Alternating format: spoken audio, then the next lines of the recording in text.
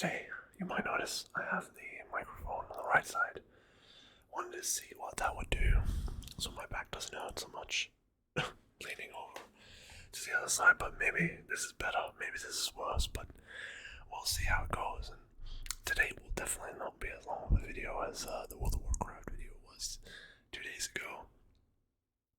But yeah, this is going to be another good one. We have another book by DK, and today we're actually looking at a WWE book, which is this is the 100 greatest matches, which some things to say about that, but this is a book from 2016, as was the World of Warcraft book, incidentally.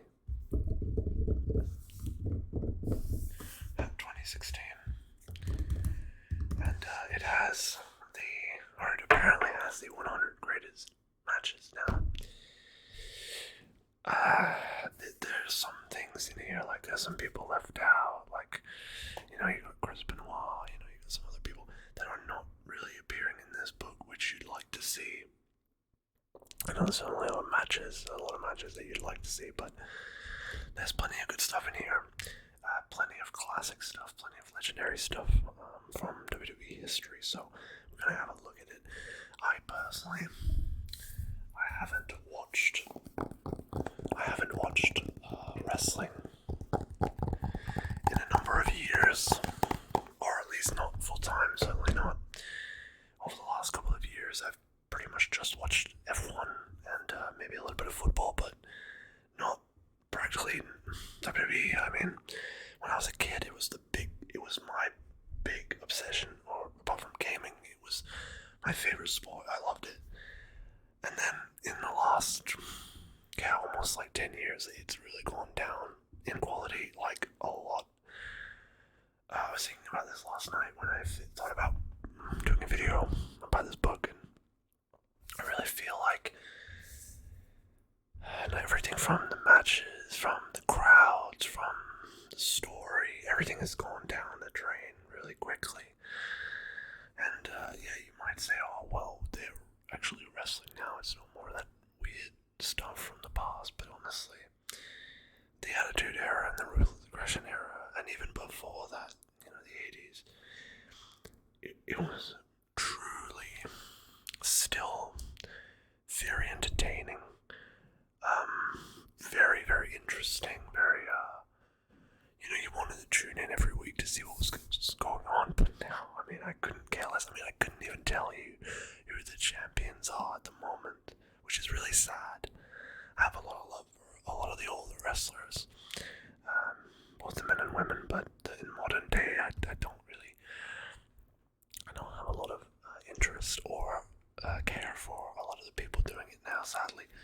But it is what it is, and in general wrestling, I still do enjoy, as a general rule, and I spend a lot of time, sometimes, when the holidays are on and there isn't too much to do, I sometimes go, and my wife and I, she has a big interest in WWE or wrestling in general as well, and we'll watch an old pay-per-view from the early 2000s or the late 90s or even the late 2000s or the early 2010s, but pretty much I would say after about 2014, 2015, maybe 2016, I really started to lose interest rapidly, and especially when I moved to Australia.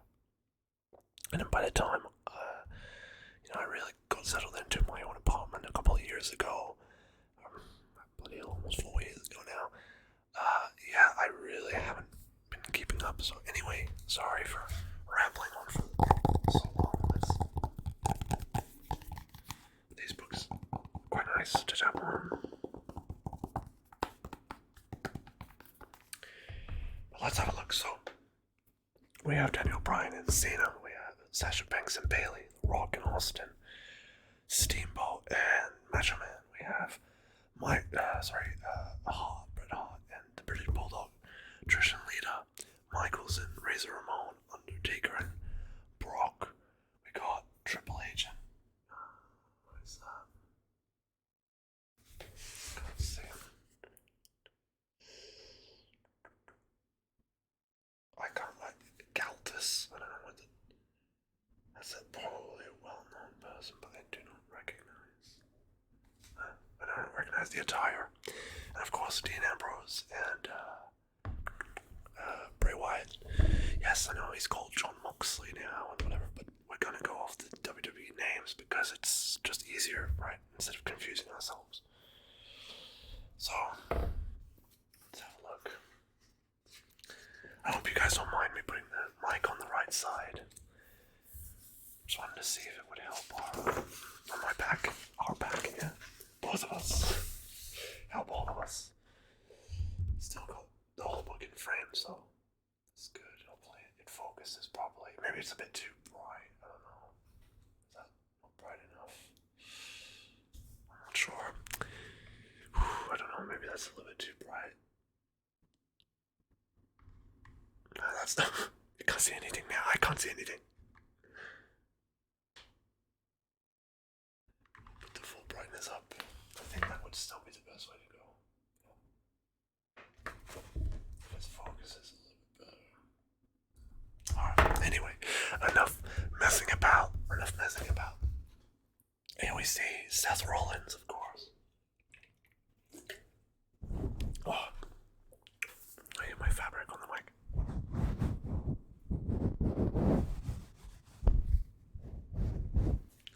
Alright. Anyway. Let's get just all over the place today, aren't I? So, what do we got? We got the table of contents of all the matches, of course, but yeah, there are some glaring omissions that I would have liked to see, but let's see. Let's actually go through this book one by one, page by page, and see if we would agree or not, if they would be in the top 100 of all time. Of course, this would be nowhere near accurate, but let's just, for prosperity's sake, I guess, let's see. Posterity. I don't know. English is not my first language. So, the foreword is by Ricky the Dragon Steamboat, talking about their classic at WrestleMania 3 for the Intercontinental title. CD. The standard blueprint for how to design a match was forever changed. It's because they had like, from what I remember, it was really differently done to how matches before. Like before that, it was always, matches were decided while the match was going on, right? The spots, especially, not the finish, but the spots. But they had wrote down and rehearsed this perfect match. And as you can see here, there were 21 false finishes in a match that only lasted 17 minutes. See, covered each other 45 seconds and took the crowd, the announcers, the people at home, and even the boys in the back on a ride that is still talked about and celebrated decades later. It's fantastic. You see Savage with the old Intercontinental title looks so good. Here we see the Macho Man holding up, Ricky the Dragon holding up the Macho Man. Incredible strength, of course. March 29th, 1987, Pontiac Silverdome, Michigan. WrestleMania 3.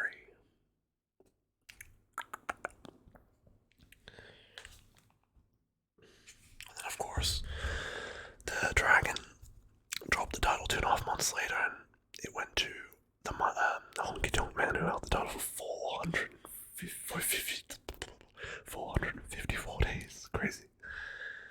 And then 1 year later, he would capture the WWE title in a 14-man tournament from who other than the Hulkster himself.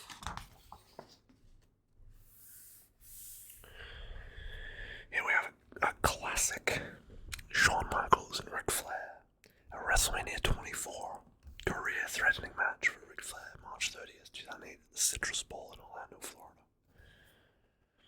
I remember seeing this live because I was watching WrestleMania 24 live in 2008, and it was incredible. Shawn Michaels was always my favorite wrestler, so my entire life. It was just the way that he moved, and he made everything look so effortless, right? And I love Flair.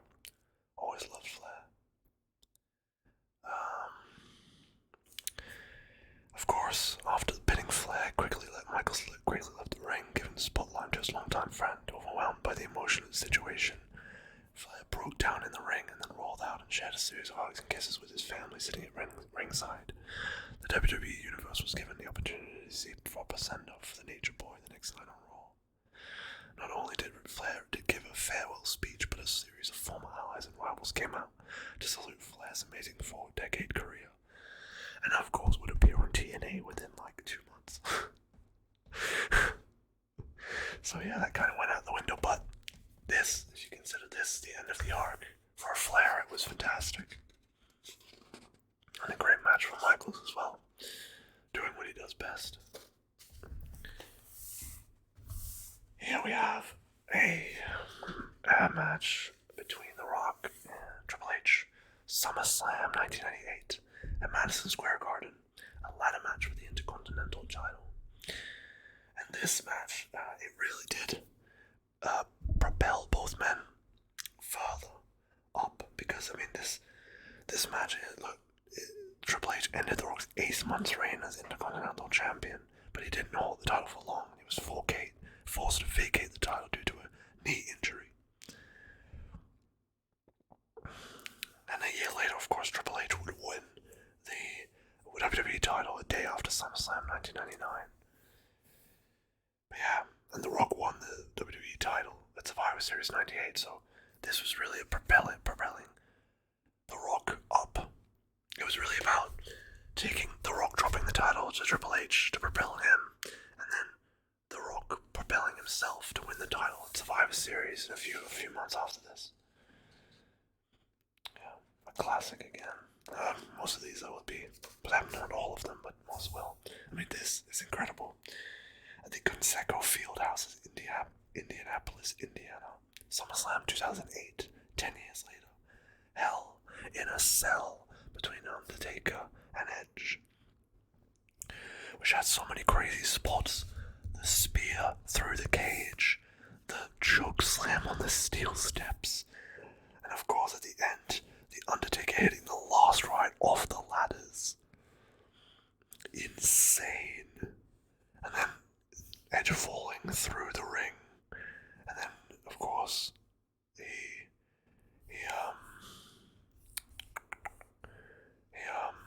climbed up beside the church on the ladder, said a crash in the ring. That's why interrupts it from the hole in the ring. Yeah, he choke slammed him through the ring, and then he bloody set him on fire. Oh man, it's great. Look at Edge's body. It's wild to think that Edge is one of the greatest of all time with the body he had, but I mean, he's just fantastic. I mean, look at Punk, see Punk. It's the same kind of way, kind of pudgy, kind of not really fit or well built at all, but it doesn't matter because they just, on the wrestling side of things, they knew what they were doing.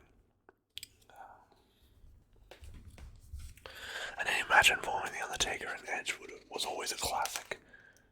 Here we have a very old, now going back now. My mother was born in 1963. This took place before my mother was born. That's crazy. Buddy, the Nature Boy Rogers versus Bruno Sammartino in Madison Square Garden for the WWE title. It's crazy.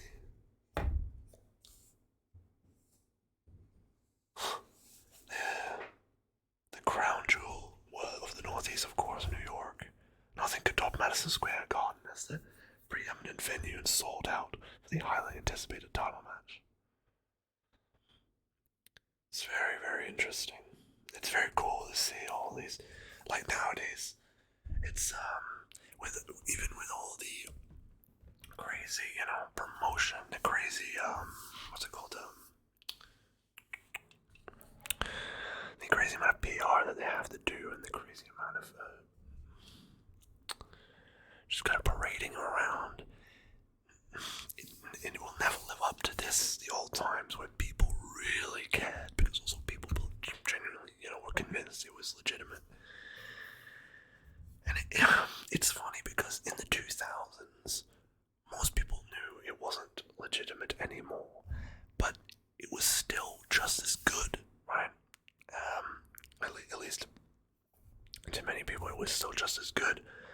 because it hadn't lost its charm yet. But in the age of the internet and such, it just has lost a lot of interest. To be honest, I can't lie.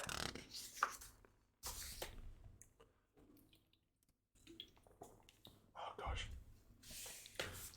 Jericho. Oh my goodness. When Chris Jericho was just teaming up with everyone. Edge, The Miz, everyone. Versus DX. DLC 2009. That's wild. That was one of Michael's last matches. Crazy. For the Unified Tag Team Championships. Kind of a way to see off Michael's career. Winning some belts with his best friend. And of course then, Michaels fought The Undertaker at WrestleMania 26, which I'm certain will be in this book. I'm not sure about it. I'm almost certain it will be. Of course. March 29, 1998, the Fleet Center in Boston, Massachusetts. WrestleMania 14. The WWE title match between Stone Cold Steve Austin and Shawn Michaels. The match where afterwards, or beforehand, sorry, The Undertaker taped up his gloves, his fists rather, and went up to Michaels and told him that he was going to have to do the deed and drop the belt to Austin. Otherwise there was going to be some problems, some serious problems, and Michaels did do the deed, and then he of course retired for 4 years and recovered from his addiction, and he became a born-again Christian. But my God, Michaels always, especially at this time, whatever you want to say about steroids or not, what a body he had. It is crazy. If you could, the martial definition is just wild. I mean, all the guys did, but even Austin, it's wild how good they looked. Austin tossed Tyson at a 316 shirt, and he also displayed the show for the crowd to enjoy. This was the last straw for Michaels, who confronted the boxing champion about his actions, thinking that Tyson would be on DX's side. Michaels got in Tyson's face, and Iron Mike decked HBK with a punch, and then draped the Austin 316 shirt over the champion. And I remember that was the thing that he immediately kind of threw the shirt away because it pissed him off, because Michaels was not in a good place at this point in his career. Seriously not. Seriously not in a good place. And yeah, it was this was the first of 6 World Champion WWE Championship reigns for the Rattlesnake. Oh yeah, here we go.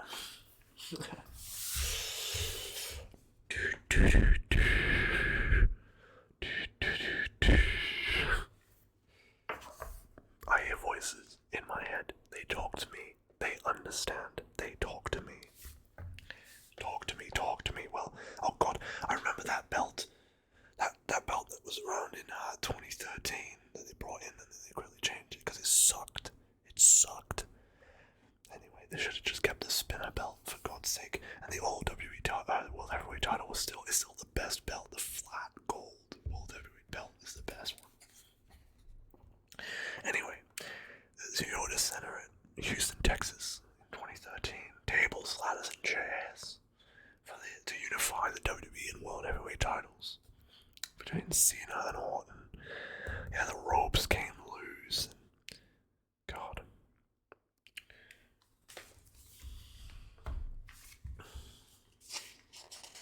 The Cena-Orton match happened so many times in the late 2000s and early 2010s. But in general, 2 great performers, and it was always a good time. Back in time now to 1984. The WWE title match between the Iron Sheik and Hulk Hogan. Christ.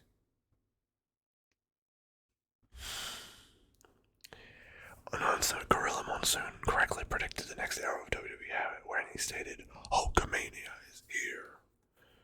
He would hold the title for the next 4 years. Christ.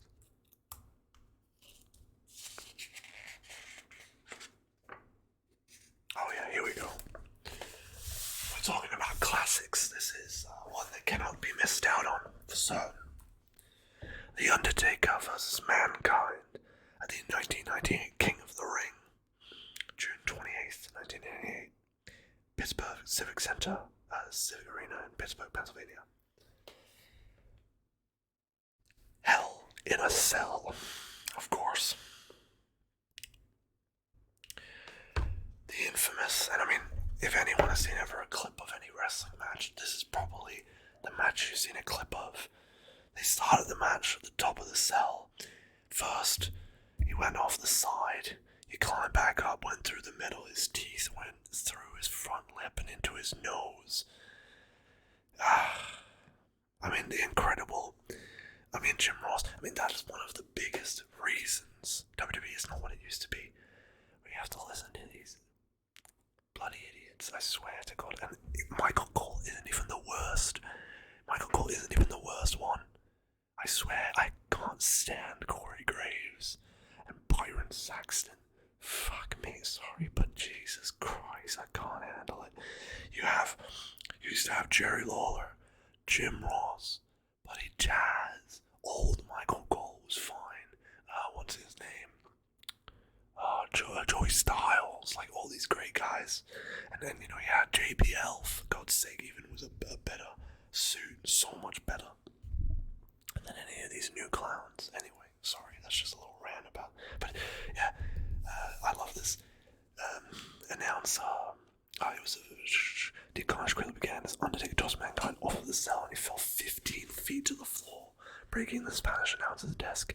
In response to Mankind's fall, announcer Jim Ross exclaimed, "As God is my witness, he is broken in half." But the deranged Mankind was not done. He rolled off the stretcher and started to climb the structure for a second time. This was not a wise decision, as the Undertaker choke slammed Mankind through the roof of the cell into the ring below. The force was so great it knocked a tooth out of Mankind's mouth and up through his nose. The Undertaker dropped into the cell, a drop so high that he damaged his ankle coming down. Again, officials tried to stop the match, but both Undertaker and Mankind would not end things with a decisive conclusion. It's just a testament to these two men. They're two of the greatest. And the fact that they did this, and the fact that Undertaker went through with throwing Mankind off the cell a second time or through the cell, it's just wild. Of course, he received a standing ovation. It's incredible. Money in the Bank. Oh my goodness. Money in the Bank 2011. The Allstate Arena in Chicago. This match always was one of my favorites because everyone wanted Punk to win. There was no, and I don't dislike Cena at all. I like him. But at this point in Cena's career, he had become the heel. Uninadvertently, he had become the heel because no one wanted Cena to win this. No one did. And it was just incredible, the spectacle around it all. And that final GTS, and then Punk obviously going off into the crowd, blowing a kiss to Mr. Man. What an incredible match this was. And then, of course, him definitively winning it for his long reign at Survivor Series that year.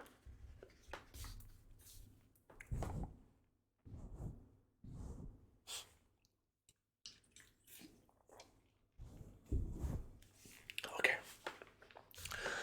The Elimination Chamber match, 2014, 6-man tag between the Shield and the Wyatt family. Rest in peace, Luke Harper. Yeah, I have never seen this match. I don't think I have. I was thinking of TLC 2012, I think. But I've never seen this match, so I can't really comment on it. I'm sorry about that, but yeah, never seen it. All these newer matches, I might not know too much. First Royal Rumble 2002. I don't believe this has 2001 in it, the Hardcore Rumble, and the one where Kane got all the eliminations. Which I did see that this had 2011 in it, which is pretty weird. 2011 was pretty bad. Had a bloody Alberto Del Rio. Anyway, January 20th, 2002, at the Phillips Arena in Atlanta, Georgia.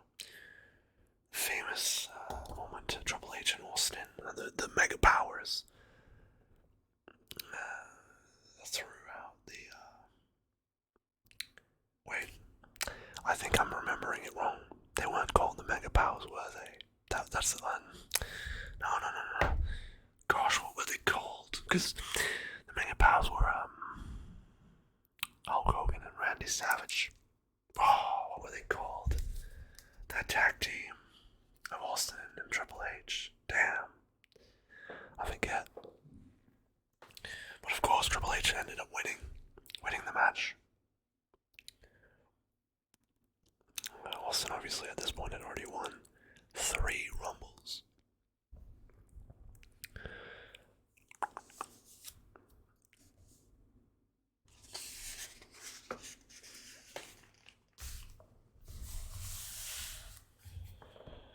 Hulk Hogan and Mr. T with Superfly Jimmy Snuka versus Roddy Piper and Mr. Wonderful Paul Orndorff with Cowboy Bob Orton at WrestleMania 1, 1985.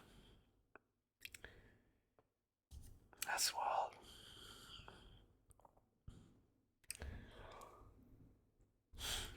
You can really see that back in this time, it was a lot more about spectacle and having crazy people like Mr. D than actual wrestlers.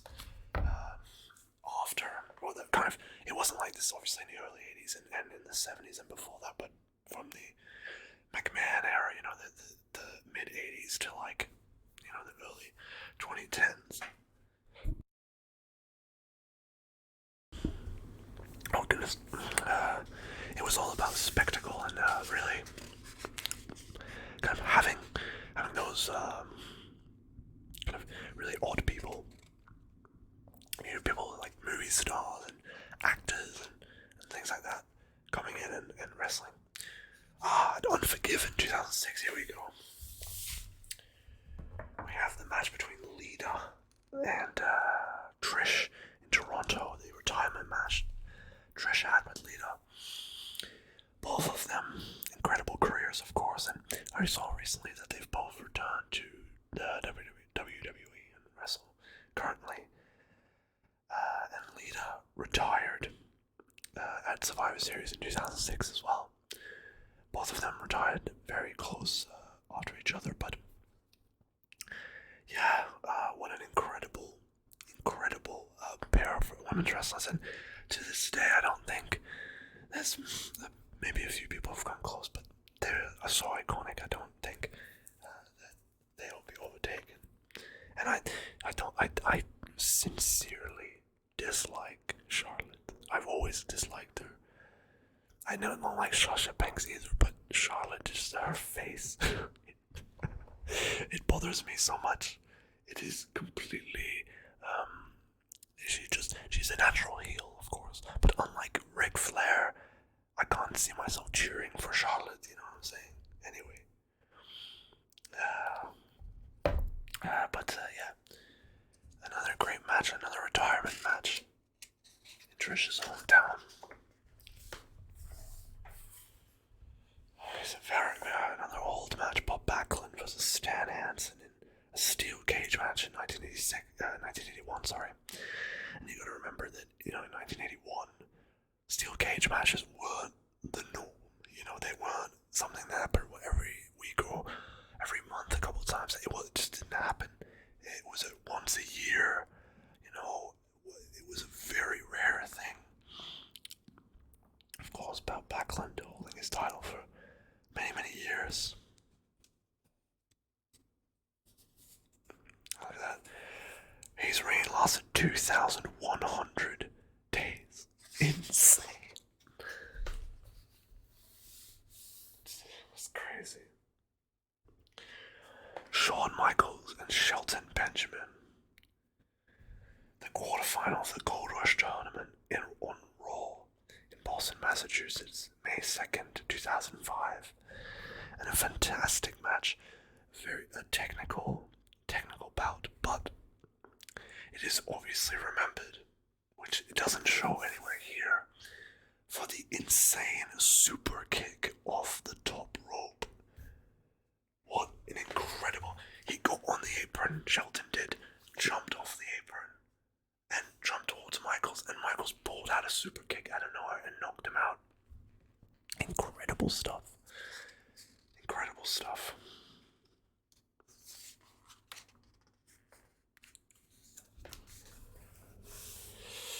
WrestleMania X8. The Rock versus Hollywood Hulk Hogan. Another controversial match. With anything involving Hogan, especially at that time, was controversial, but a match that it's also why Austin and Hogan never fought, because Austin just didn't want to lay down for the Hulkster. It would completely delegitimize him,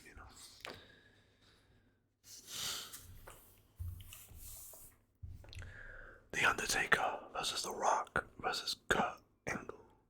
Vengeance 2002. Yeah, Vengeance is always an interesting one. Not this particular match. This particular match was fantastic, with The Rock winning, but Vengeance was always an interesting one for me, because my first ever pay-per-view, the first time I ever saw wrestling, I was 6 years old. Is that correct? 1, 2, 3, 4, 5, 6. Oh, I would have been 5 years old, turning 6.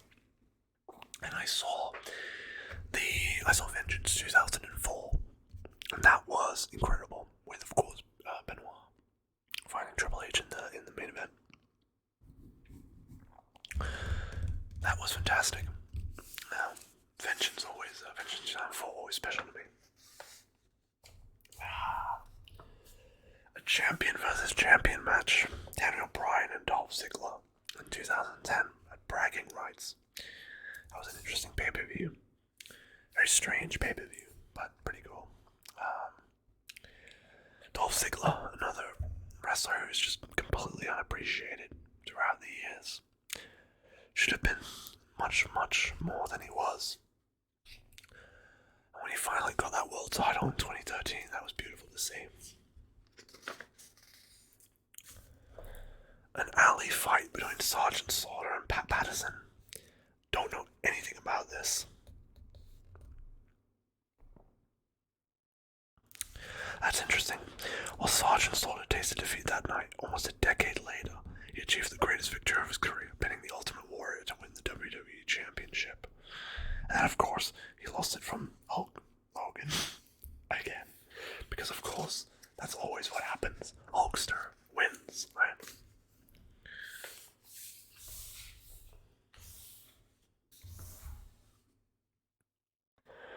I remember this. The 2-3 falls match between Sami Zayn and Cesaro. Two real wrestling masterclass. Two people can put on a wrestling masterclass, especially Cesaro, in my opinion. Or Antonio Cesaro, as it used to be called. But if you didn't know, you probably do if you're watching this video, but Cesaro is actually the strongest man, pound for pound, in the entirety of the WWE, which is pretty wild to think about. He's incredibly strong. But I remember this being a big, big deal, as really a big point where NXT started to get a lot more traction after this. It really started to pave the way for what it became to this day. The Hart Foundation versus Team Austin at the In Your House Canadian Stampede 1987.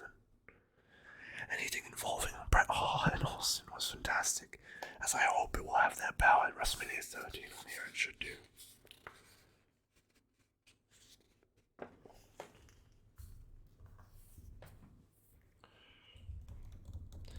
the Money in the Bank match for the World Heavyweight Championship contract at Money in the Bank 2012.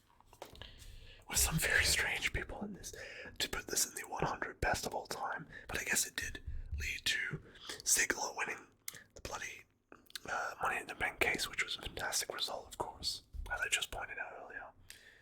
Christian, Tyson Kidd, Santino Marella, Cody Rhodes, Damian Sandow, Sin Cara, Tensai, and Dolph Ziggler. Some strange, but like Tyson Kidd, Santino Marella, really? Sin Cara, Tensai, what the heck? Damian Sandow, remember him, yeah. He also won the Money in the Bank case, and then he was became the first person to lose it to Super Cena. Survivor Series 1991 between Piper and Flair, or Team Piper and Flair.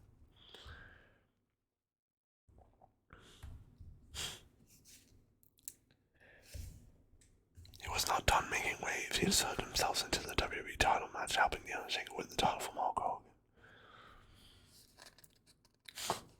Man, The Undertaker was around for so bloody long. I mean, of course, he's a freaking legend, obviously, of the highest degree. Top 3 or top 5 of all time for certain.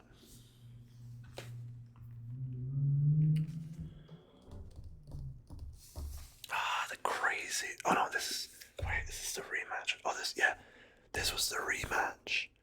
This was the one that had the biggest pop in. I thought this was the I Quit match, but this is not that. This was that match, which if you ever look up on YouTube, biggest pop in WWE history.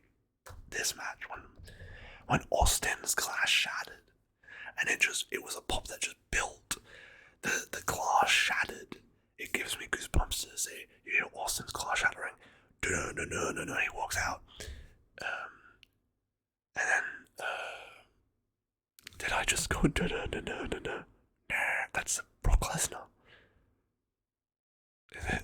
Oh god, I'm getting confused now. Does the music sound pretty similar? Anyway. Look at this kid's face. Pog. Anyway. Yeah, if you look up biggest pop in WWE history, this match will come up. And the pop just builds to when he pins The Rock. Austin hits The Rock with a chair. Mankind pins him and wins the title. It's fantastic. Anyway. WrestleMania X. A ladder match for the Intercontinental Championship. WrestleMania 10. I mean, one of the 5-star matches WWE put out in that time between Shawn Michaels and Razor Ramon.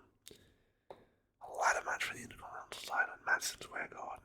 A legendary match with Razor Ramon actually winning both belts.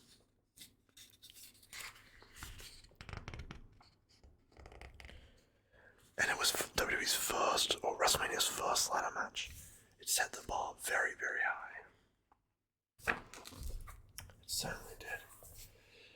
SummerSlam 2013. The title match between Cena and Bryan.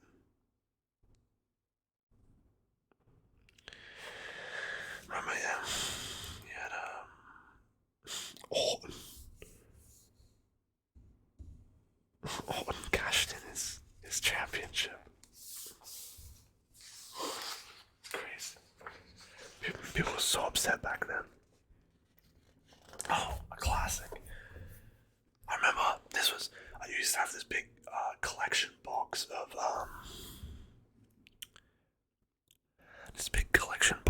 like what am I trying to say? Of DVDs, right? Of wrestling DVDs. And this was one of the matches that was one of the DVDs, and I used to watch it all the time because I was so mesmerized by it. A 60-minute Iron Man match for the WWE title between Kurt Angle and Brock Lesnar. What an incredible bloody match this was.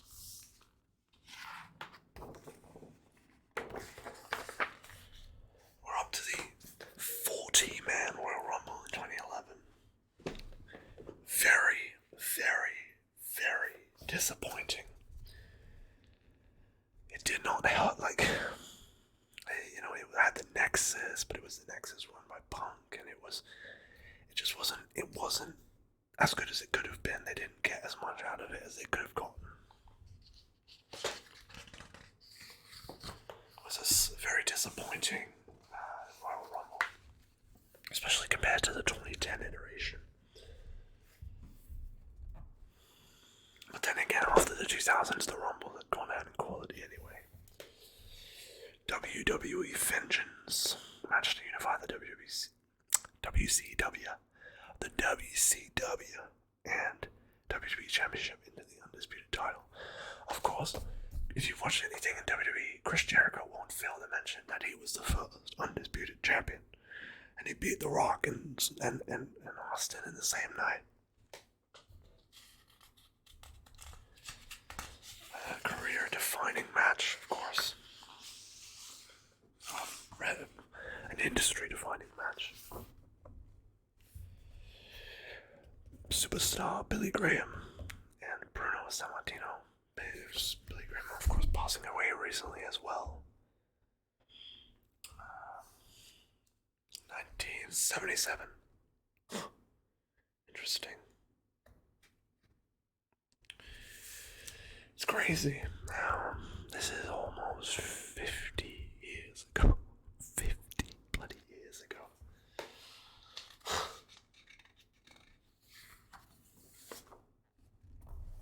Oh yeah. Here's another one. It's what a lot of people my age really started to love Jeff Hardy. Manchester, New Hampshire, the Verizon Wireless Arena. The ladder match for the Undisputed title between Jeff Hardy and Undertaker. And of course, Jeff Hardy earned Undertaker's respect after the match, but what an effort he put in. It was fantastic, wasn't it? God. If you ever have the chance, go and watch this, as well as the Iron Man match I mentioned earlier. NXT rival between Emma and Paige. Of course, Emma wasn't given enough, push, and then her career really didn't go anywhere, and then she had some problems, health problems, I believe, and of course, Sasha Banks kind of ruined Paige's career, but, 100 best of all time, I doubt it. Of course, another 5-star match between the Hart brothers, rest in peace, Owen Hart. SummerSlam 1994, steel cage match for the WWE Championship. Sadly, Owen was never able to win the WWE title. Perhaps the best to never win it. Was still widely debated to this day. WrestleMania 30, Brock Lesnar versus The Undertaker. Oh, give me 1 second. 1 second, because I am freezing. I'm freaking freezing out here. It's very, very cold. Give me 1 second. I'm going to turn on the aircon.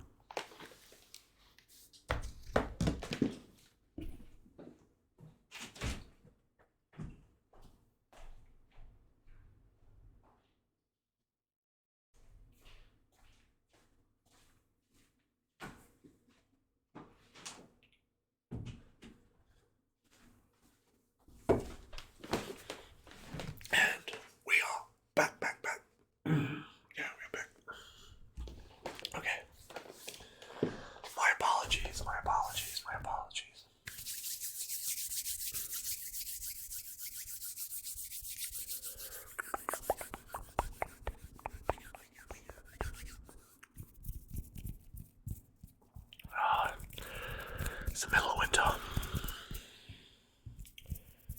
not the middle of winter, winter already started yesterday. It was the shortest day of the year yesterday over here in Australia. And, it's bloody cold. You would think for it being Australia, you wouldn't think that, but it is bloody cold anyway. Let's get on with it. WrestleMania 30. The bloody match where he broke the streak and it left everyone completely shocked. No one expected it to happen, but it is what it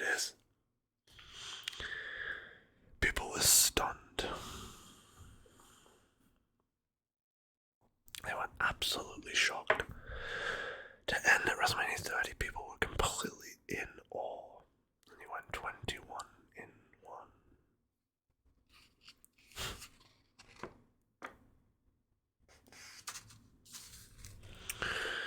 Survivor Series 2001, Team WWE versus Team Alliance. I mean, everyone knew how this was gonna go. There was no way at all that Team Alliance was gonna win. I mean, there was no way after the Monday Night Wars that happened, and it was 2001 at the very end of it all, and WCW had gone under. There was no way that Vince was gonna let Team Alliance win in any way, shape, or form.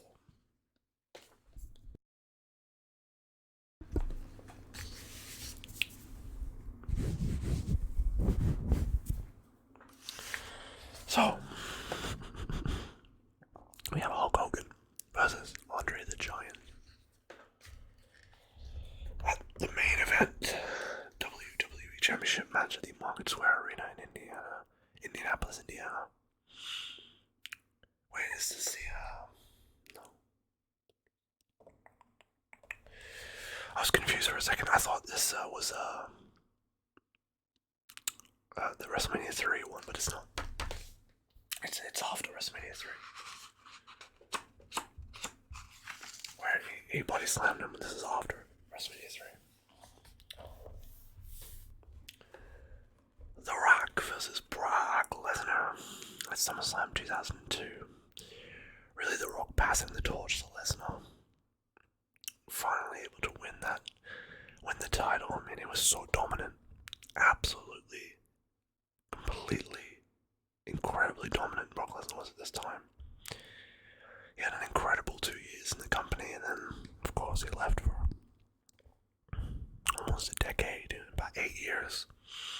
And then becoming, a part-timer, not being as well liked as he was back then, but he is a lot more liked nowadays. But when he returned, he wasn't the most popular one, to say the least. Taboo Tuesday, triple threat for the WWE Championship at the IP1 Center in San Diego, California. Any match that involves Cena, Angle, and Michaels was going to be a good one. Pretty wild that Cena won, but of course Cena was at this point where he was becoming Super Cena. And of course Angle was on his way out.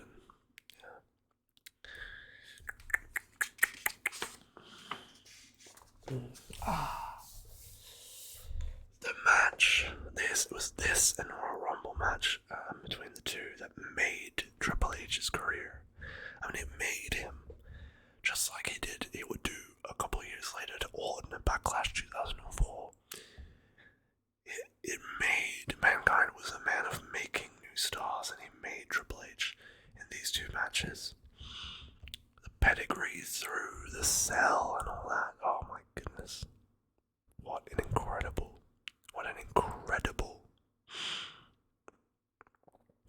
match. Which then would be followed up by a quite disappointing WrestleMania 2000, which is, that main event still, what was it, Big Show, Mankind, Triple H and The Rock or something like that. Yeah, certainly wasn't what it could have been, but the Royal Rumble match between the two and this Hell in a Cell match was just incredible. Again, not a match I've seen. Battleground 2014, the Usos versus the Wyatt family. I'm again, rest in peace to Luke Harper, but not something I would have any clue about at all. I'm sorry to say, but no idea.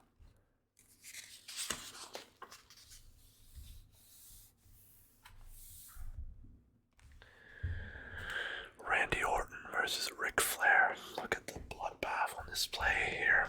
My goodness, look at that. Both of their faces absolutely covered in crimson.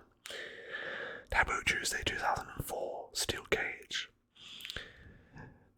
Randy Orton had a hell of a year in 2004.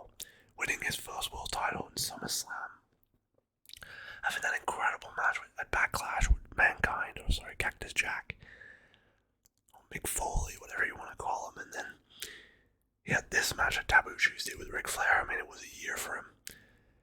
And Ric Flair had a bit of a habit of having incredible matches at Taboo Tuesday. I remember the match at Taboo Tuesday, I think it's 2005, where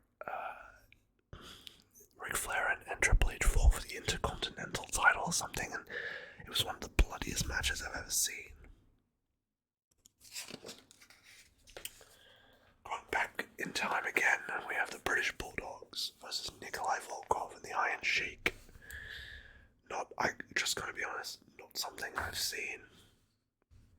I'm well aware of these people, obviously, but not something that I've ever watched.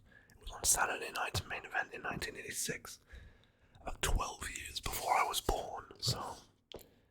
And not something that I went back and watched either on, like, the WrestleManias and the big pay-per-views. Of course, we have the infamous Dudley Boys, Hardy Boys, Edge and Christian trio, TLC 2, as it was called, WrestleMania X7. What a match! Arguably the perfected version of their iteration half a year earlier at SummerSlam. You had the walk across the ladders where Hardy grabs the belts, and then Edge obviously spears them off, and you had both one of the Dudleys and Matt Hardy going through the tables, and all kinds. You had Lita running out, Rhino running out, Spike Dudley running out. What a match it was. Which Edge and Christian coming out victorious as they did most of the time.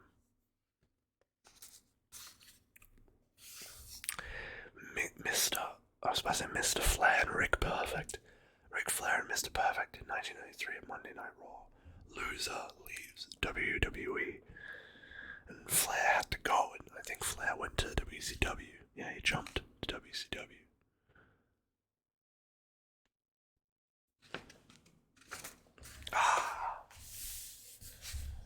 The match where Michaels returned. SummerSlam 2002.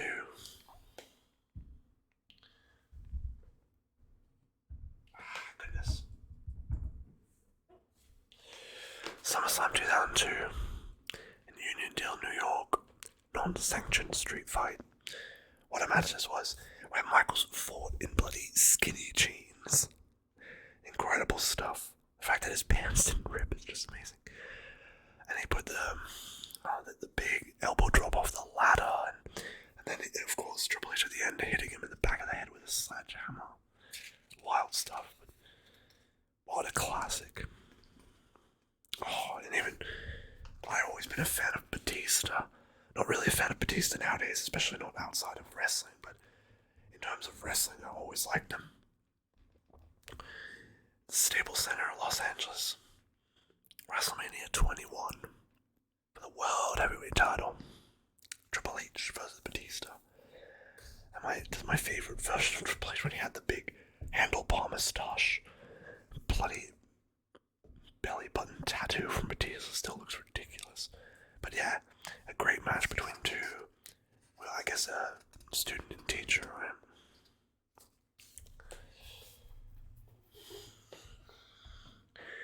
I can't say I'm familiar with this match between Bret Hart and the 1-2-3 Kids, of course, X-Pac. I've actually met X-Pac. I have a picture with him, which is maybe a bit of a weird bit of trivia. But yeah, I've met him, and I had a picture with him. He was a very nice guy, so very happy about that. But yeah, no, never seen this match. never seen this match. Of course, X-Pac or the 1-2-3 Kid never winning the WWE title. Oh my goodness, it's Blue Tista. Oh Christ, I remember this. Why didn't you match your guys black and white? You look ridiculous. Anyway, Payback 2014, The Shield vs. Evolution. I kind of remember this, but not really. 2014 is kind of a bit of a misty year for me, and then of course here we have the no disqualification match between Bret the Hitman Hart and Stone Cold Steve Austin. Another 5-star match, well deserved. kind of cemented Austin on his way to becoming, what am I trying to say, on his way to, be the superstar, the legend that he is today. And it cemented him in the fans' eyes as an extreme badass, and it was a perfect face-heel turn for both men, with Bret being booed afterwards and Austin being giving a standing ovation for his bravery and determination, not surrendering but bleeding out and passing out, and therefore losing the match. Triple H, Mr. McMahon, and Shane McMahon versus The Rock, The Undertaker, and Kane at King of the Ring 2000. Oh, gosh. I don't remember, though. This is a match I don't remember, even though King of the Ring 2000. Is it? I thought King of the Ring 2000 was Shane McMahon and Kurt Angle. No, that's King of the Ring 2001, isn't it? Yeah, where Angle puts Shane through the panes of glass. Yeah. Oh god.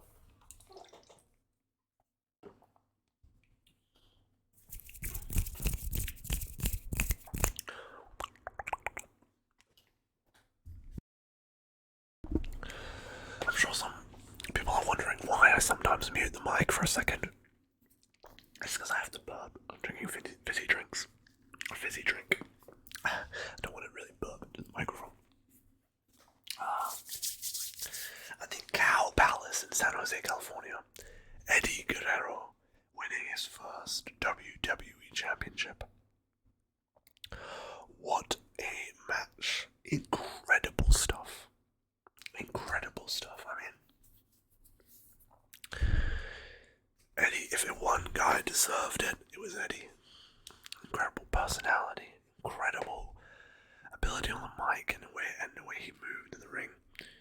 Similar to Michaels, someone I loved so much to watch. Someone I didn't get to watch for a long time because, of course, he passed away in 2005.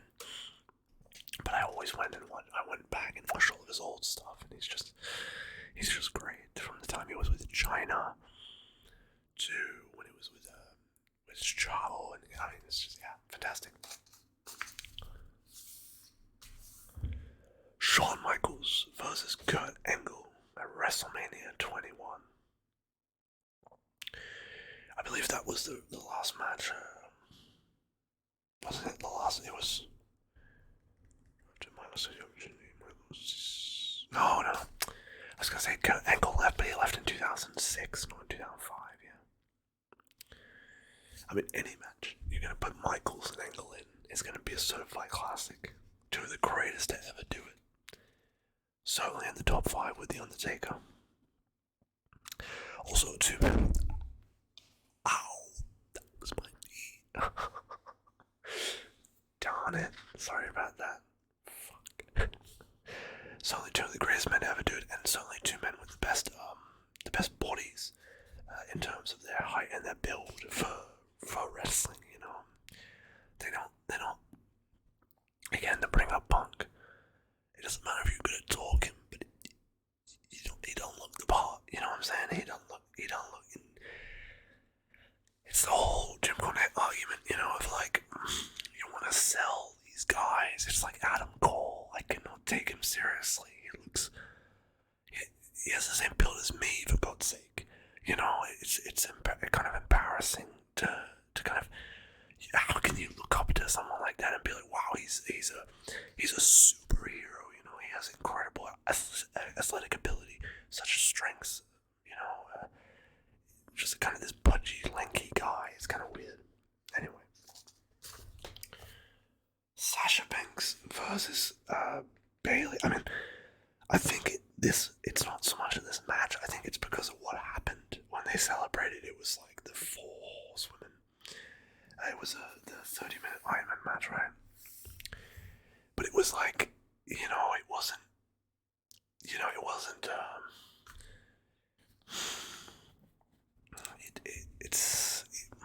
What was it called? Like, it was something. it probably, in hindsight, was a lot better than what they're doing nowadays.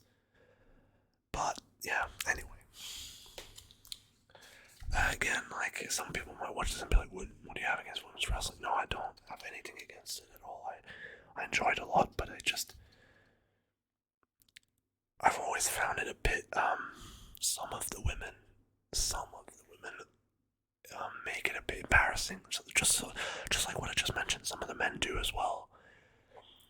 With men, it's more their shape, but with women, it's a lot of it's their ability, and it's kind of it's like someone like Charlotte winning like crazy amount of titles. It's just whatever. Easily the most iconic older match here. Hulk Hogan vs. Andre the Giant, if not for the one moment of the iconic lifting him up and flipping him over. WrestleMania 3, the Hulkster and Andre the Giant. The iconic. Gosh. I'm trying to remember what it's called. I don't know. This is what I mean. I wish I had the ability to remember more about WWE, because I had so much information about it in my head over the last couple of decades, but then in the last few years I've just not kept up. Like, I could not tell you who's on the roster right now or anything like that. It's a shame. Like with a lot of stuff, it just doesn't have the charm as it used to. I mean, I guess it's the same with so much media, video games, movies, other sports like football, you know. I mean, it's as simple as this. I know this doesn't have anything to do with this, but it doesn't matter. We're rambling on. In Formula One, I think it has held up the best, but at the same time, still, it is always lovely to go back and watch a race from the early 2000s and just hear the V10 supercars, like the insane engine sounds, and instead of the vacuum cleaner sound that they have now, the whiny, it's a bit better nowadays, but the mid 2010s was a bit, oh my god, it was so bad. Anyway, enough yapping. This match is fantastic. Shawn Michaels won the World Heavyweight title. I love it. Shawn Michaels, Triple H, Chris Jericho, Booker T, Kane, and RVD. What a match this was, with arguably one of the most disgusting outfits anyone ever worn. It's sadly not on display here. It's probably a good thing for your eyes, but Michaels wore these horrific, just brown tights. He went from wearing jeans to brown tights. I mean, yeah, it's certainly a downgrade. I don't know what would pick that for him. It's a bit like Blue Tista. Of course, the legend, Dusty Rhodes, one of my favorites of all time. The Texas Death Match for the WWE Championship in 1977. Dusty was just an incredible athlete, and I've always been a big fan of him. When he got older, and Dusty is just a great guy. What he did for the industry is just unparalleled.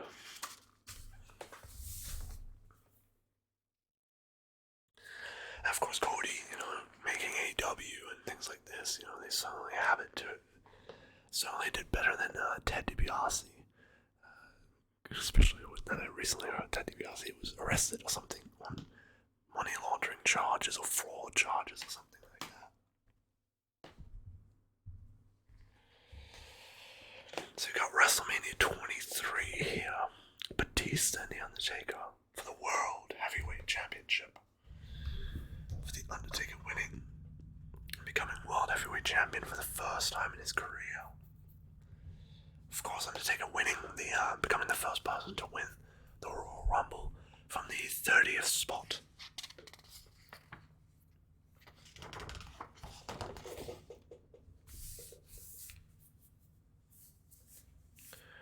Rey Mysterio and John Cena. Oh, goodness me. I watched this and I hated it.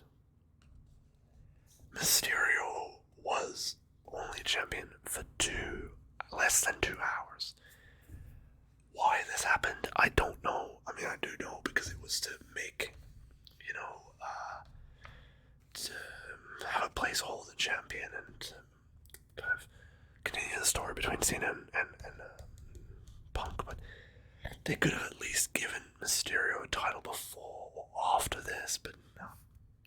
It's a shame, but it is what it is. At least he held the belt. Here we go, WrestleMania 30. Look at Batista's bald head. God. Actually, don't do. Orton, Batista, and Bryan, of course, WrestleMania 30 at the end, with just people being completely, it's meant to be a straightforward one-on-one. But no one wanted that. For the main event of WrestleMania 30, no one wanted that. Everyone wanted to see Bryan win. And thankfully he did. Although his career obviously would be cut short. He had to vacate the championship due to a neck surgery. So, it's a big shame.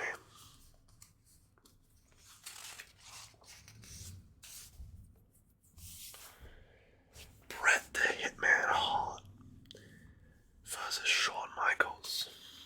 WrestleMania 12, the 60-minute Iron Man match. And I remember this because it was, didn't Michaels come into the ring? He landed into the ring on this, he was at the top of the stadium, and he was attached to this rig, and he flew in, and he won, and it went to an overtime decision. Just great stuff. Great stuff. Both men, obviously, the hatred between the men was big, and the Montreal Screwjob and all that, but yeah, it was certainly something to see. This match was great.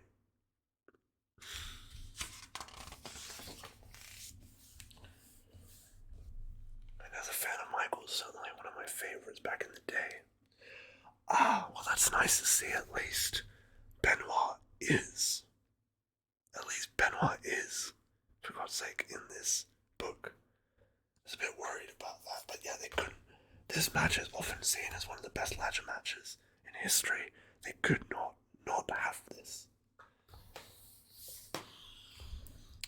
It's interesting they don't even show Benoit's face. They show a picture of him here and him here, but that's all Jericho, so at least they put him in the book. That's all I can say. That's a nice thing. Cena and Owens. This is way too recent. I do not remember this at all. Recent is 8 years ago, for God's sake. But no, I don't remember this. Is this when Owens came into the scene and he headbutted Mr. McMahon and gave him like a bloody forehead?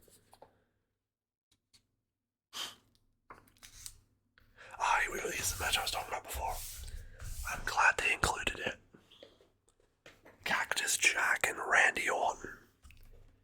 Backlash 2004, no holds barred, false count anywhere match. It had the amazing spot with the thumbtacks and what a fantastic elevation of Randy Orton's career this was by Cactus Jack or McFall. He did an incredible job. Edmonton, Alberta, Canada. An incredible hardcore match to watch. WrestleMania 19. Such a good WrestleMania. Had so many great matches. Was in Seattle, right? Yeah.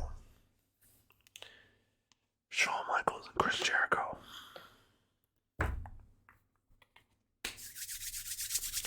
My bloody hands are freezing.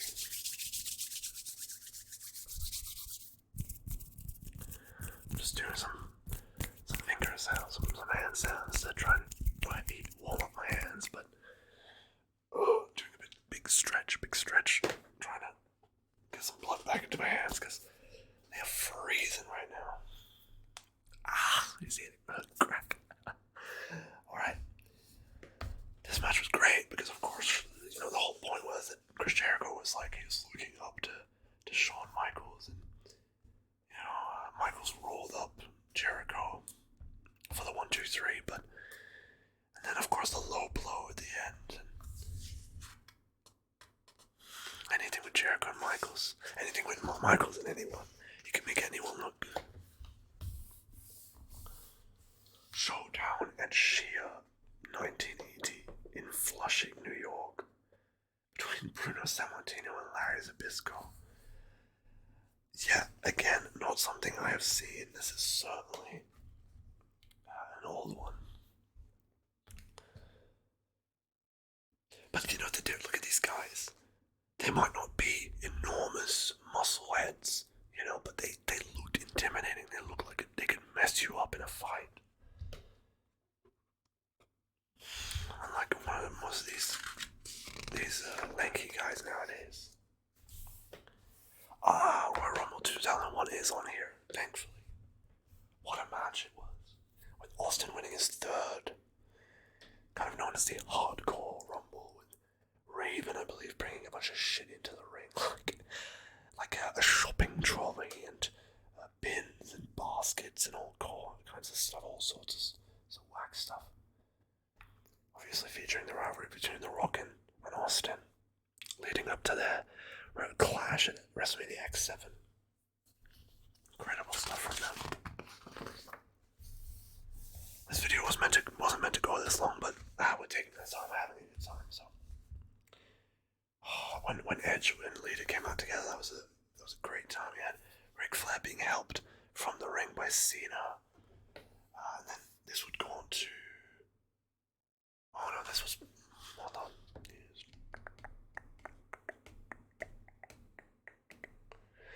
This was just after. No, Edge vs. Ric Flair. Yes, I'm correct. This was just after the New Year's Revolution pay-per-view where Edge had cashed in the first Money in the Bank briefcase on Cena in the Elimination Chamber. And he had won, and then he was defending against Ric Flair in the tables, ladders, and chairs match. It says it right there as well.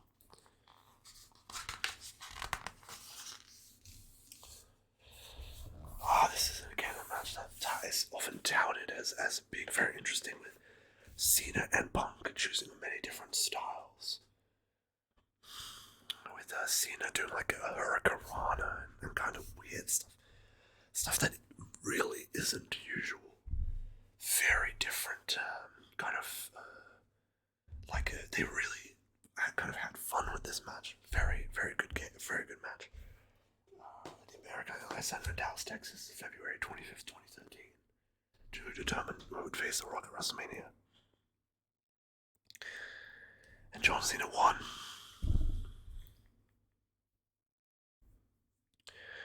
But obviously Punk would go on to wrestle The Undertaker at WrestleMania.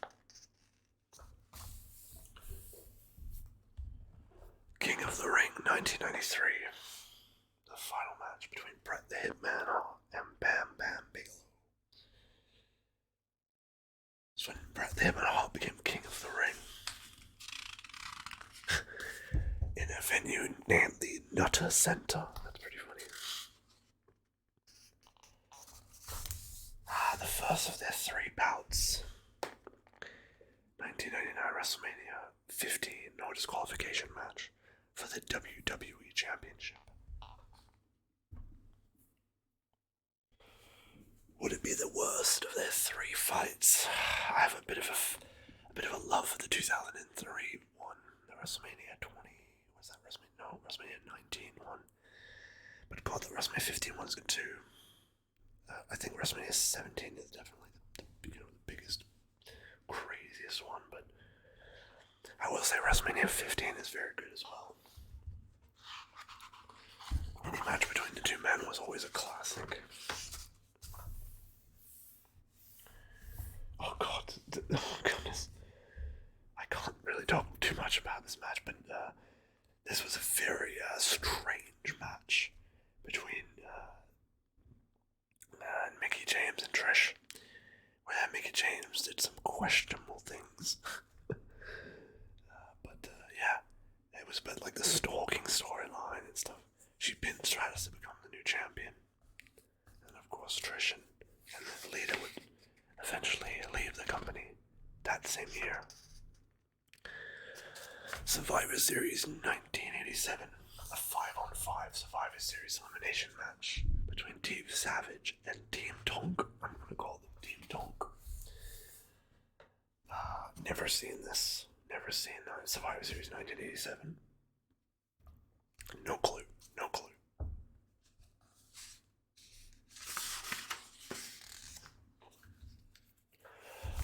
the Hammerstein Ballroom, an incredible venue.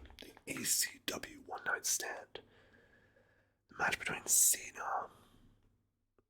It's when RVD finally won the bloody belt. And then he won the ECW title as well. But it's pretty depressing because of, what he just was caught smoking some weed and then he had to drop the belts. Shame. He could have had a good run, but disappointing. Whatever. At least he won the bloody belt, Owen Hart never did. That's a pretty crazy thought. King of the Ring 2001 Street Fight. This is the one I was talking about before. What a match this was. Bloody hell. Shane always, especially around this time when he jumped off that fucking ladder and SummerSlam onto Steve Blackman. Not off the ladder, this big pillar thing of upholstery of the big Titantron. He jumped I don't know, 30 feet or whatever it was. But his match with Angle, fantastic. Angle throwing him through the glass, and he's hitting his head on the concrete, and then him telling Angle to throw him again. What the hell, man? Incredible stuff. Raw 2007. Wasn't this like a crazy? Wasn't that there was a special? They were in England, but there was a reason this was important. I can't remember why.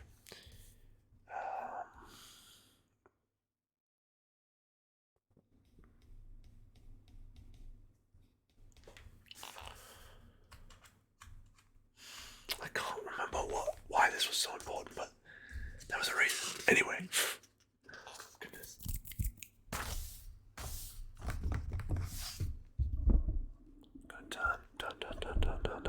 Turn the microphone a little bit. Let's have some.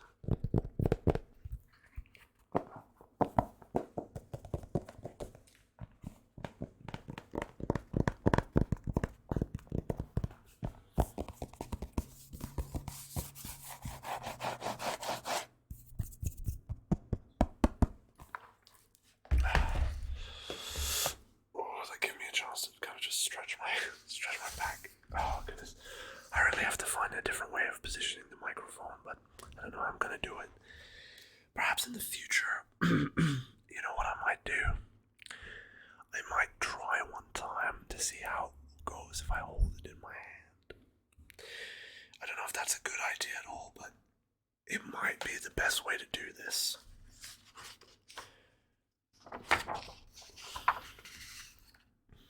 I'm not going to try it now because I don't want to risk interrupting the video just for me to not be able to hold it properly or whatever. Anyway, this is certainly a bit of a mess, but that's okay. Yeah, that's okay. Those things happen, right? Kurt Angle, Triple H, Rikishi, Undertaker, Stone Cold, and The Rock at the crazy 6-man Hell in a Cell match at Armageddon 2000. Rikishi going off the side of the cell into the big truck that was parked next to it. Kurt Angle retained the title by pinning The Rock. Just an incredible match with such a stacked match. Rikishi, of course, being the odd one out, but it worked really well. And some big balls for deciding to go back first off of the cage. Undertaker really having the easy end there in terms of Hell in a Cell matches. Not really having to take the same amount of bumps that the other guys did.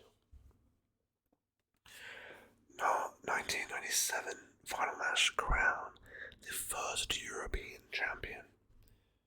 Of course, that belt was retired a couple of years later. Going on, the British Bulldog. Triple H and Randy Orton. No Mercy 2007, which, if I remember correctly, was actually a gift that came with the special edition of SmackDown versus Raw 2011. You could buy No Mercy 2007, which came with the Randy Orton version came with No Mercy 2007, and the Undertaker version came with Judgment Day 2007. So I saw this match a lot as a kid. Because it was one of the first WWE DVDs I owned. Of course, the Macho Man and Hulk Hogan at WrestleMania 5 with the Hulkster going back on top again. As he always did, for God's sake. Oh, the end of an era match between WrestleMania 28 between Triple H and the Undertaker. Incredible. This match was fantastic. The end of an era. That moment, everyone thought it was finished. The switch in music into the pedigree, everyone thought it was over, but it wasn't. And the streak went to 20-0. The Sun Life Stadium in Miami, Florida.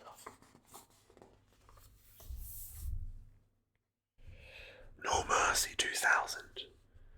The match between The Rock and Kurt Angle at the Pepsi Arena in Albany, New York. No disqualification match for the WWE Championship. With Rikishi coming out. But then still coming out on top. Which, from these pictures, you wouldn't think.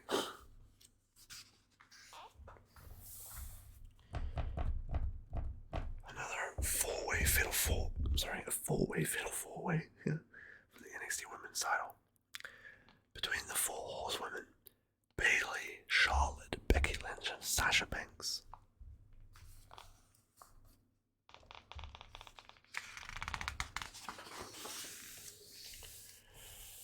Oh man, I watched this match so many times as a kid because I really liked both Punk and Hardy. SummerSlam 2009 TLC for the World Heavyweight Championship with such a cool ending. Of course, you have the crazy swanton bomb off of the ladder through the announce table. But then you had the lights going out with Punk celebrating, and then the Undertaker, of course, taking out Punk. And him then defeating him in what came after? Was it Hell in a Cell? It was Breaking Point, which Punk somehow won, and then it was Hell in a Cell where Undertaker took the victory and took the title.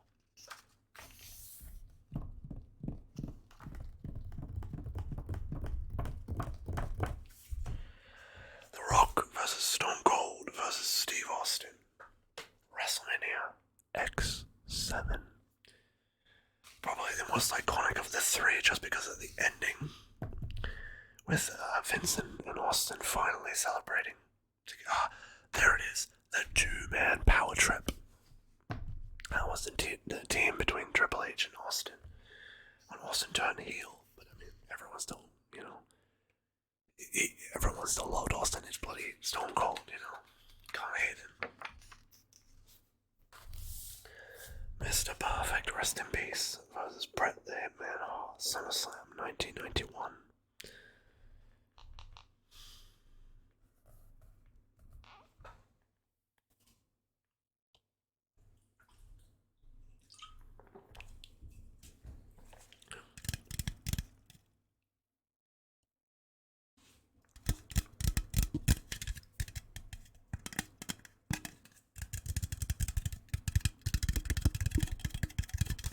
That sounds nice.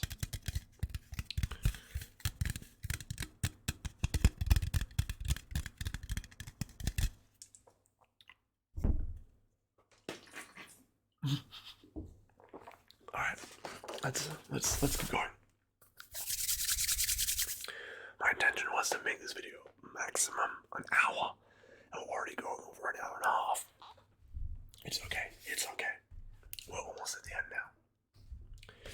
Brock, as long as you're enjoying this, right? Brock versus Cena and Rollins. The 2015 Royal Rumble. Holy shit, I do not remember this at all. This 2015 Royal Rumble was when Reigns won, right? Yeah, that's why I never watched it. I didn't watch it live, and I couldn't be bothered to watch a pay-per-view where Roman Reigns wins the Royal Rumble. I just couldn't be bothered, especially at the time. Roman Reigns was not liked. You know, and even The Rock came out, and that didn't do anything. Suddenly I'm thinking, did he win the 2014 Royal Rumble? No, that was Batista. Yeah, that was Batista. Daniel Bryan, Cody Rhodes, Big Show, Santino Marella, Wade Barrett, and the Great Khali. Didn't think the Great Khali would ever appear. Holy shit, do you remember Punjabi prison matches? Oh my god. Yeah, I do not remember this because, why did this take place?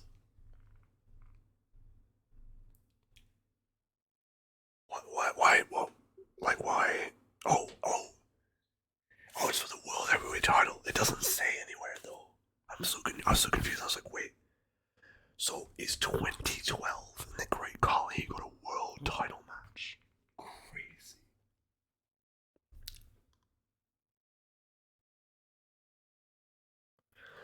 That's crazy.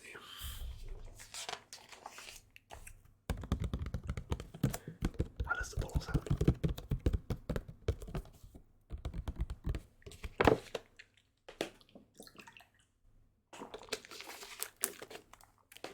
Okay.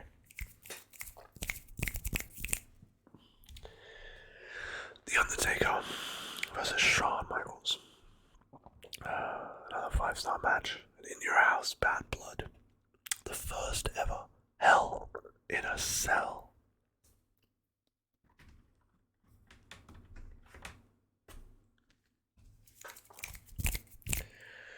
5th of October 1997. St. Louis, Missouri. Of course, featured the debut of Kane. Michaels got a pinfall victory. And then, of course, the pay-per-view after would be the Montreal Screwjob. There we go. If I hadn't read it before, I would have seen it here. The two-man power trip versus the Brothers of Destruction. Triple H and Stone Cold having all the belts. I mean, at the time in 2001, who could overtake them? I mean, they were the most dominant wrestlers in the entire company at the time.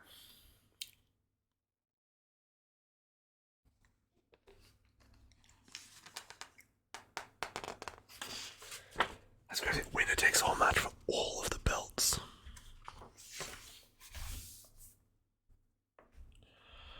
Cena and The Rock once in a lifetime match at WrestleMania 28, even though it happened at WrestleMania 29 again.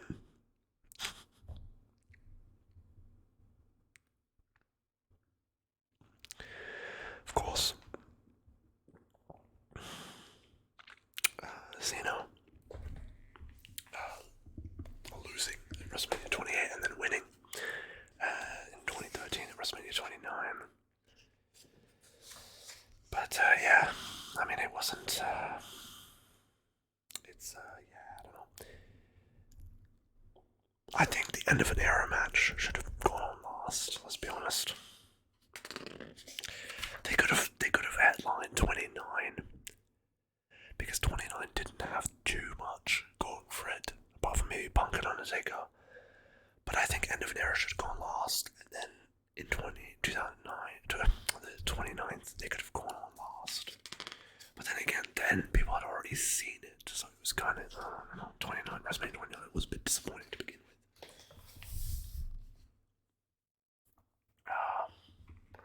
Hulk Hogan and the Ultimate Warrior, WrestleMania 6, title versus title. I mean, it's bloody the Ultimate Warrior. One of the worst wrestlers to ever grace a wrestling ring. Rest in peace. I mean, I'm sure he was fine.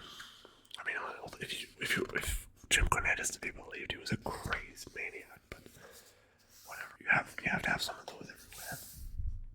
Oh goodness, Punk and Jericho at Extreme Rules. I love this match so much because it was they actually wore. They never do this.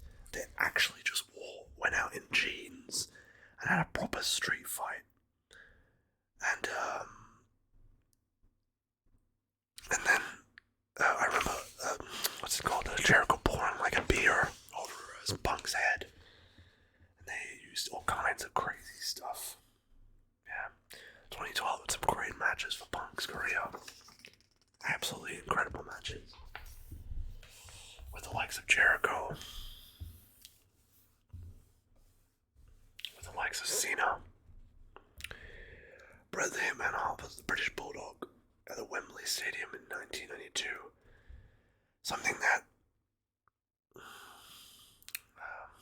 I believe, if I'm not mistaken, Bret Hart really have to help the Bulldog through that match. Either having been drunk or really not being in a good state of mind, being on drugs or something like that. But Bret Hart really leading him through that match. And it showed the prowess of Bret Hart still being able to make it an all-time classic. Cena and Lesnar at SummerSlam 2014.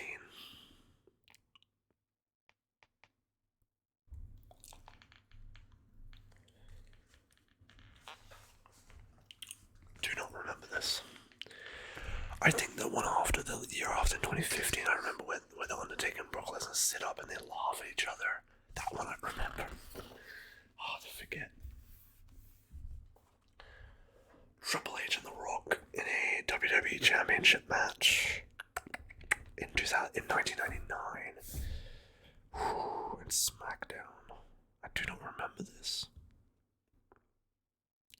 Because it was just on a SmackDown. Oh, was it the first SmackDown?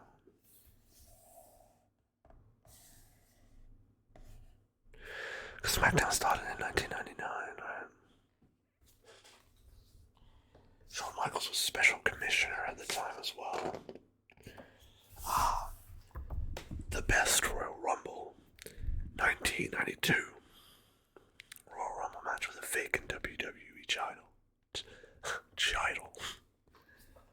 With Flair, of course, winning. Incredible stuff. Incredible stuff. Flair was just, he's fantastic still. Not in the ring, obviously, but as a person. But at the time, he was, it was certainly a point he was the best in the world, bar none.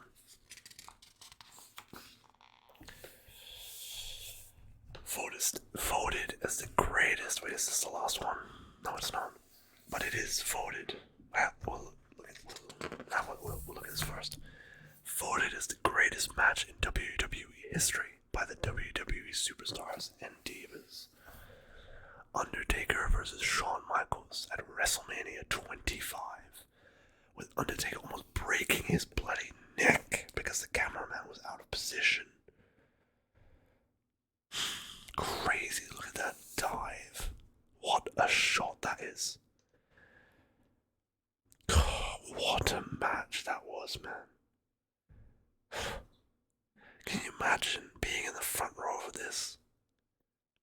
Undertaker and Michaels just being that bloody. Just, they're so legendary in the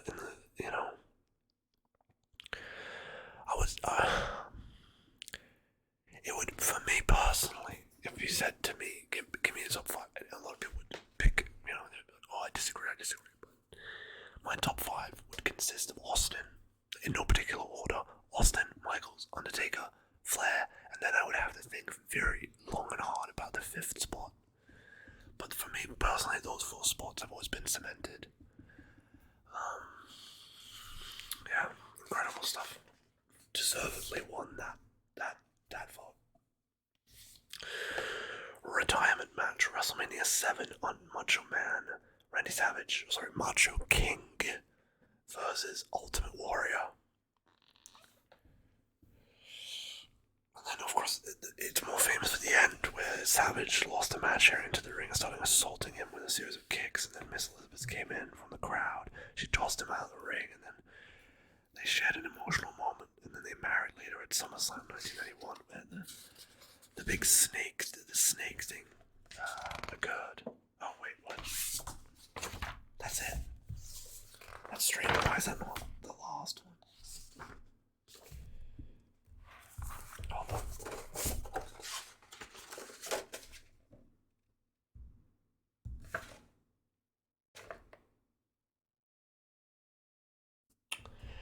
You know what I'm missing? I get it's not as good as the first bout between the two, but I wanted to see the Shawn Michaels vs. Undertaker 2010 match. WrestleMania 26 on there as well. And there's plenty more matches I could think of, but you know, honestly, it's a pretty good collection. And if you're interested in and I would have also liked to have seen that match between Benoit, Michaels, and Triple H at WrestleMania 20. There's so many good ones though. What about the crazy SmackDown 6? You know, that match. God, I can't remember when that took place, but there's so much you can think of still. I hope you guys enjoyed it.